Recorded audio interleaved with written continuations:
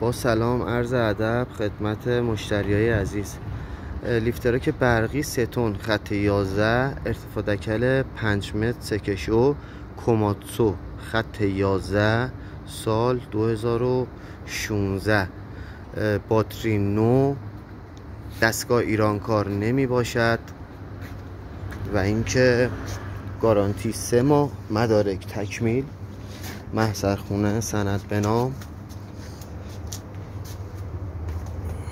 این دستگاه همه وارداتی هستن، هیچ کدوم هم اجاره ایران داده نشده، دستگاه ایران کار نمی باشن.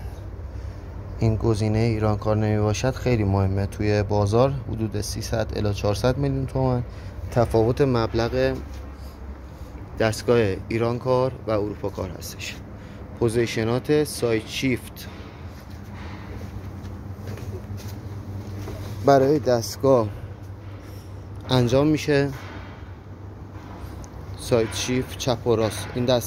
این دستگاه سایت شیفت روش نصب هست و متراژ ناخونم، ناخون دستگاه هر چقدر متراژ نیاز داشته باشه ما اون متراژ رو برای مشتری فراهم میکنیم.